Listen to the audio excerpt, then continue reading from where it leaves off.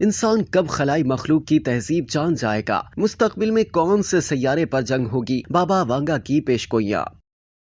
Bulgaria سے تعلق رکھنے والی نابینا خاتون نجومی ہان جہانی بابا وانگا کو اس دنیا سے رخصت ہوئے 25 برس سے زائد کا عرصہ گزر چکا ہے، لیکن وہ اب بھی مستقبل کے حوالے سے کی گئی پیشگوئیوں کے سبب شہرت رکھتی ہیں۔ 1996 میں 85 سال کی عمر میں وفات پانے والی نابینا نجومی بابا وانگا نے شہزادی ڈیانا کی موت، سوویت یونین کے خاتمے، جرمنی کے مشرق اور مغرب کے اتحاد، 9/11 حملے، 2004 میں تھائی لینڈ کے سونامی، عالمی وبا کورونا وائرس، چرنوبل کی تباہی اور بریگزٹ جیسے بڑے عالمی واقعات کی پیشگوئیاں کی تھیں۔ اس کے علاوہ 2022 خطرناک زلزلے اور سیلاب کا خطرہ اور پینے کے پانی کی قلت جیسی پیشگوئیاں بھی سچ ثابت ہوئیں۔ تاہم اپنی زندگی میں دنیا کے خاتمے سے متعلق ان کی اہم پیشگوئیوں نے سائنسی ماہرین کو بھی حیران کر دیا ہے۔ نابینا نجومی کے مطابق 5079 تک دنیا ختم ہو جائے گی۔ بلقان کی نوسٹراڈیمس کے نام سے پہچانی جانے والی نجومی کا کہنا تھا کہ ایک کاسمک ایونٹ کے نتیجے میں دنیا 5079 میں ختم ہو جائے گی۔ اس کے علاوہ انہوں نے سال 2025 کے لیے بھی اہم پیشگوئی کی ہے،